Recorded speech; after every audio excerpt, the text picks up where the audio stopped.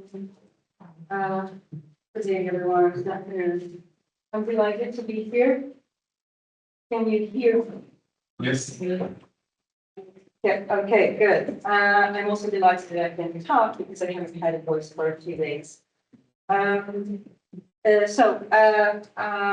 talk today has this title that started as a working title and then remained as a working title because the work is still in progress. So it's writing into literacy and anti-fascist front.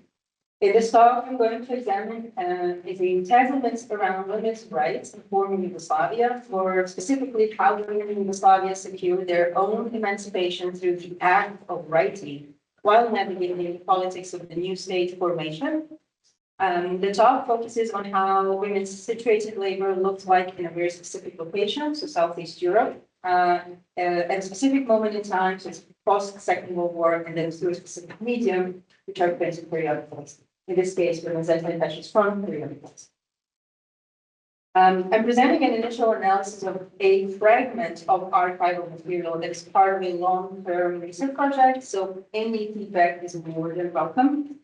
I'm also going to do my best to walk you through the intersecting layers that created conditions for Yugoslav women to secure their rights. If at any point I jump out of context, feel free or be encouraged to ask me in Q&A if something was amiss. Okay, so let's start with the intersecting layers. Women's rights in Yugoslavia stem from the context that, for the purposes of this talk, I'm going to sequence in this order. So you have things happening before the Second World War, some crucial things during the war, and then post-war.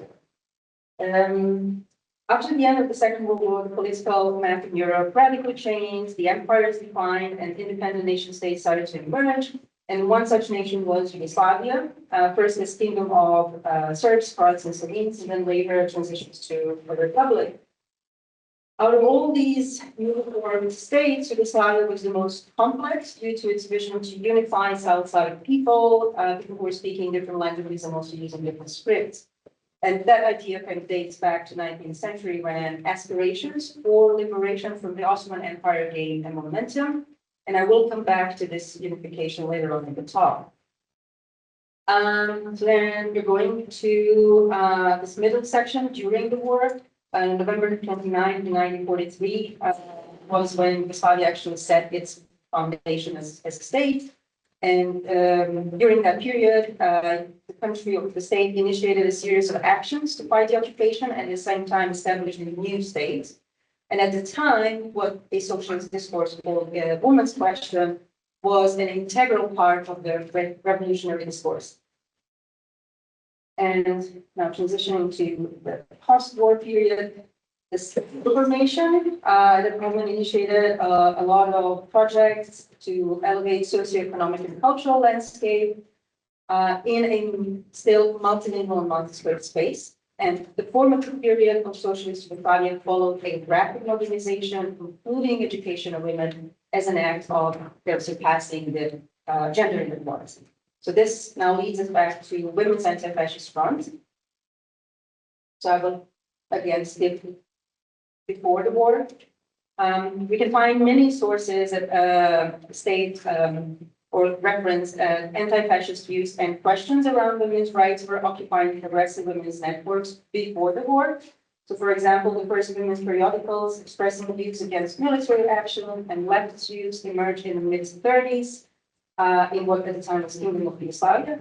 And here is displayed a Woman Today from 1936. And then in that period during the war, 1942 is an important date where actually Women's Anti-Fascist Front was established. Women organized through collective activities using print periodicals and a mass literacy campaigns as tools to connect and politically engage. By the end of the war, women had fought their way into equality, after which the legal recognition followed. And then after that period, we have, well, war is over, no need for women to actively engage that liberation struggle. But the work towards their emancipation was not done. So women's anti-fascist periodicals continued to address women as political actors in the formation of the new country. However, there was a substantial social challenge in the first half of the 20th century. More than half of women in the region were illiterate. That is, illiteracy was the outcome of exclusion from the formal education. And there was a major disparity between urban and rural population, as well as cross-regionally. So, for example, after 1945, the literacy rates in some rural areas was up to 70 to 80%. But in these conditions, women's anti-fascist periodicals function as the entry point to basic literacy, followed by the next steps towards functional literacy. Not exclusively, but this is the part I want to draw your attention to for the time being. And through these periodicals, women wrote themselves into visibility. They made themselves visible in front of each other and in front of the state. And at the same time, through these periodicals, the new state identity is coming through the scriptures. So two things at the start of 1945, we had two things that were happening simultaneously. Women were writing themselves into a social landscape and into the figure that the state was calling a new Yugoslavia. And also, we have a landscape where the scripts were decided and they carried the state's national identity. So these two processes were entangled, not parallel, and periodicals are where that entanglement is visible. So, moving on from setting up the context in which to be able to understand the layouts and visual registers that I'm going to point out throughout the talk. So let's first look at the process of writing into visibility, and then later we're going to come back to the script lens. I'm going to address first the access to materials. Given several facts, for example, these periodicals were circulated through a decentralized print infrastructure to begin with. They were produced as ephemera, so not something to be preserved. And when Yugoslavia ceased to exist, access to archives became additionally challenging. Today, digital collections are few and mostly built independently. And the majority of the archives are still in physical collections and not readily accessible. Due to that, I have limited the scope of the analysis, or at least my attempt of an analysis on the 4 periodicals from out of the 6 republics of Yugoslavia. And here you can see the first issues that emerged after the war. During the war, so there's a whole section where during the war these periodicals are circulated, and what Women's Anti-Fascist Front has built as an infrastructure and a systematic way of activating women themselves. This period lays on that ground, but that's for some other talk. I'm mostly focusing on that official formative period of the start of forming Yugoslavia after the war.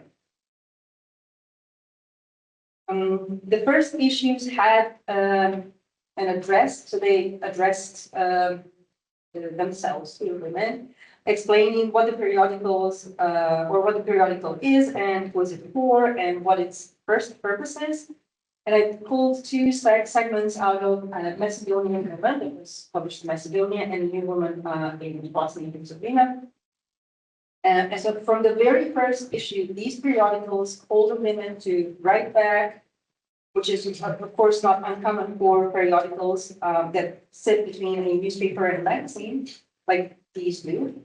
However, the reader was also expected to be an active contributor. So there was also a lot of intersection in what was the form, the purpose of the periodical itself. So I'm kind of leery of calling it a magazine, because in today's terms, we think of magazines as something more intentional in the editorial design. This was of a different format and story. So this brings us to a very specific thing that I want to address. Many things to be addressed in these periodicals, but this is the one I'm focusing currently. So the analphabet courses, before women could actually write, they had to learn to write. And because of the landscape where a lot of them were illiterate, that was the first thing that we wanted to address.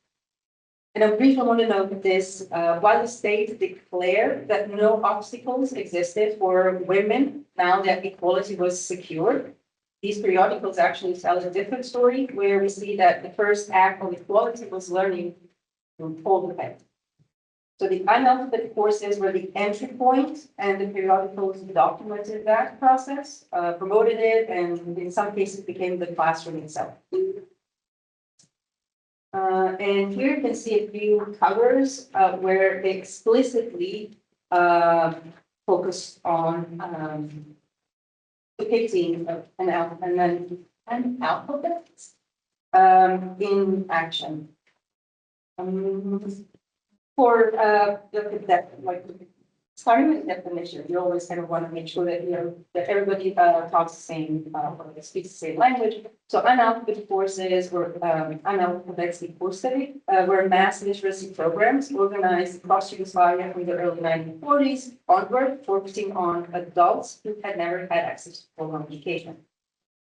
They were run by formally educated teachers and trained volunteers, often women who had themselves only recently learned to read and write. So the women who learned to read and write during the Second World War were then teaching a new generation or new class way of women to read and write. So I would like to now dive a little bit deeper into the periodicals themselves and see how this actually unraveled visually and typographically. So this is Macedonian Woman from Macedonia. A page with a title, Let Us Compete in Eliminating Illiteracy. Alongside is a photograph with a caption, at the course for illiterates in District 2, and the photograph shows women seated at a desk and learning. In the layout, looking at the layout, the page is dense. We can observe 3 columns, very narrow, relatively small margins, low visual hierarchy between the title and body text. The text is set in relatively small typeface. The photograph is integrated into the layout and not dominating. And here we can see another one. Here we have a title that reads The First Slavic Educators. It's a text about Cyril and Methodius alongside a display of a new Macedonian alphabet in cursive handwriting. The caption reads, The New Macedonian Alphabet approved at the session of the 3rd of May, 1945 of the federal government of Macedonia. And in this page is also dense. There is a slightly more pronounced visual hierarchy between the title and body text. The image of the alphabet displays a handwritten, not typeset alphabet. And there is a sharp contrast between the image and body text. So both pages appear to share the same visual outlook. They are dense, functional, utilitarian. And what we can read from this is that the pages are not really designed for the ease of reading for a new reader. This is part of a spread from New Woman. New Woman was published in Bosnia and Herzegovina. The page has 10 final minutes. Yes, for the 20-minute mark, but you can use the 10-minute of Q&A. Oh, okay. That's for the 20-minute mark, not the 30-minute mark. All right. Oh, I can speed up. Okay. This is another spread. Also very dense. You can see that design is not it's not coming from a person who has been trained to be a designer. It's also something that goes back to the lack of apprentices to print shops. And sometimes they would have to do this on the go. And that's why I'm going back to the fact that I'm restraining myself from this in magazine because it's not properly thought to in design terms. This is from Croatia, and you can see that here they're also publishing a definer. And this one is from Serbia, another page that is presenting the primer. I wanted to focus on this for a bit. I pulled out reproduction of women's handwriting because that was the first level of not mediation. So that is actually where women's hand was visible and women were talking to one another in their own hand voice, if you will. So then quickly going back to that unification of South Slavic people, the identity of the new country was very set on not excluding the differences, but actually holding them in that space, which meant languages needed to be respected. That's why we have also supplements published in Macedonia, in Turkish and Albanian, and then in the north part of Serbia, we also have supplements published in Hungarian and Romanian. And two scripts, Serbia, Latin, and Serbian Cyrillic and Macedonian Cyrillic. Okay, so yeah. All right, there you're two, you're fine. Okay, so here we have Macedonian script being first used when it was not even formally and officially legally defined. The first periodical of Macedonian women came in 1944 in November, and the formal seal of the setting the alphabet was in May of 1945. So the women are being taught to read and write in actual Living script. And this being handwritten format is intentional because they want to show the women actually how the handwritten form looks like. In Bosnia and Herzegovina, we have the first issue being published in Cyrillic. It was also published in Belgrade in the State Review shop, and then after that, they decided to print all the future issues in both Cyrillic and Latin. And here you can see the title in Latin, but then there are typeset, the body text typeset in Cyrillic. The same here. For Croatia, it's another, so all of this has to do with uneven or differently developed and evolved standardizations of script and languages. In Serbia, for example, there was Ottoman rule for centuries that also prevented actively language and scripts to evolve in general. So publishing Serbian periodicals in Serbian script was another act of, I guess, continuation and actually reclamation of their own script. The entanglement of women actually writing themselves into visibility while navigating that political situation and conditions through script, through state official. Let's just go back here. So the new woman is intentionally titled as a new woman. There is somewhere in here. Here, yes. The new universal woman, so that's a state language. It's not something that they themselves said, oh, we're going to be now for women. They had a different phrasing for it, but Women's rights are not one once and for all. In every generation of women must fight for them again. Um, Something that's on Irma too recently passed away.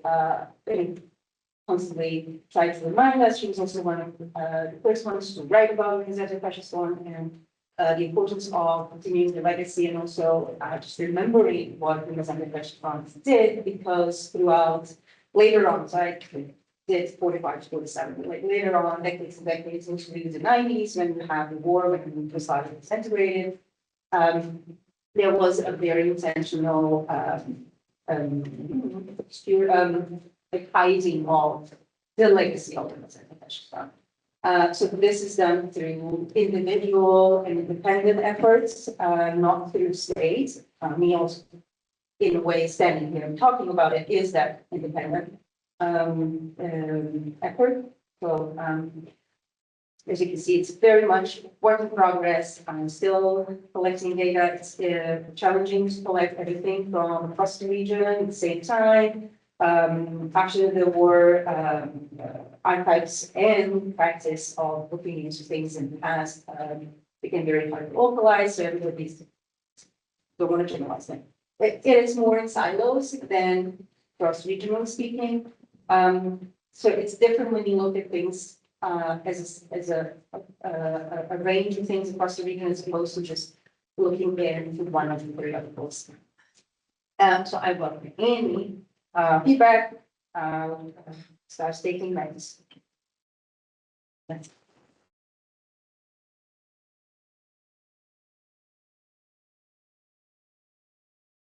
Thank you so much, Irma, for taking us on this very exciting journey. The questions from the room, please. Yes. So in one of the, you talked a lot about how handwriting is represented as a way to help show women how they're gonna form the letters, they just learn to form. And there's an image where it has a black background. Are we using chalkboard? It was a black, is it a white script on a dark page? That one. Well, Yeah, and to me, that looks like a chalkboard, and I'm wondering if you know about the tools or, you know, if there are things in the record, like there's a chalkboard on this cover. What other materials are they using in these literacy courses? Do they talk about that? Is that something you've thought about? I'm thinking now to look for that because it's challenging to track this particular topic through print shops even, because that was not part of what they were focusing on. Even the scholars who have done amazing and incredible work, without them I wouldn't be able to talk to you about this here. But they were coming from disciplines of literature, history, anthropology. So the typography design, that was not really, it's still uncharted territory.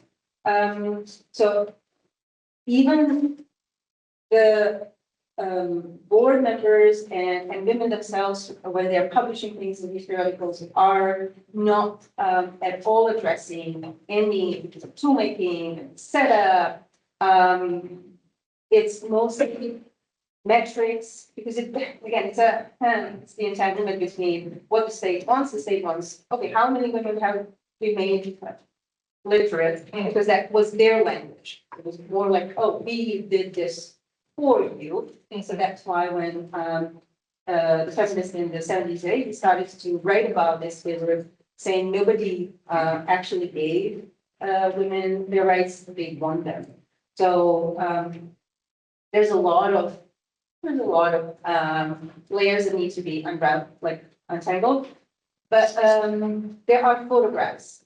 For now, though I went to the official archive, National Archive in Belgrade, I did not find any photographs that they have. They don't have documents. But when you look at photographs, I just showed you like maybe 0.1% of this. But yeah, you can maybe kind of try to detect or infer what's actually happening there. I'm sure there is somewhere in like some interviews or, you know, like footnote somewhere, something, but like that's why a long-term research. Probably lifelong. Lawrence.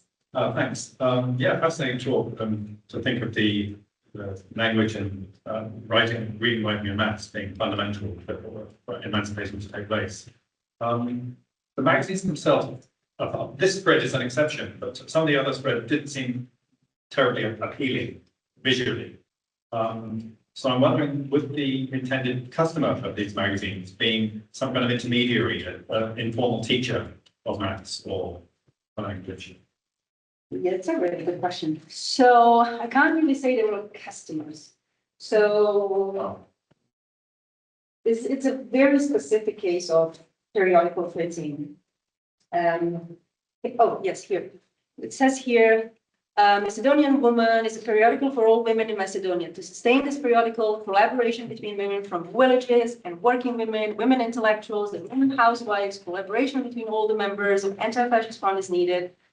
And here they also say, send us your reports, photographs. So it's collaborating, homemaking, like all of them are making this like together. There is one little very tiny report from one of the issues where the title is in our print shops, where there is like a sentence that I'm still trying to decode that says there was a section or a sector of Women's Anti-Fascist Front in the print shop itself, but they are writing as if you know what they mean. So at the time, the language and setup was different. So when they were writing it, they knew what certain things meant. But when somebody reads it from like 70 or 80 years back, you don't really know what they mean. So they didn't actually explain, even in that little article, what was the function of that section of Women's Anti-Fascist Front in the print shop. But the women were not printing. So they were circulating, they were editing, they were selecting, distributing, but they were not actually in the print shop, other than doing the unskilled work, like paper. My thought was about the woman who can't read. She's not going to even pick the magazine up. Oh, so, yes. So, Okay. but maybe the friend who can read will pick it up and learn some teaching methods. Okay, now I see what you mean. Yeah, so in the periodicals, you can also read that they are calling for women to write, to read the periodicals to women who cannot read. They're also, this was a massive network. So it was not on your newsstand and they pick it up freely. This was pedagogical, but like a newsletter, it had many formats. So they had a network of how this is going to be actually distributed. Yeah, I guess, yeah, I can.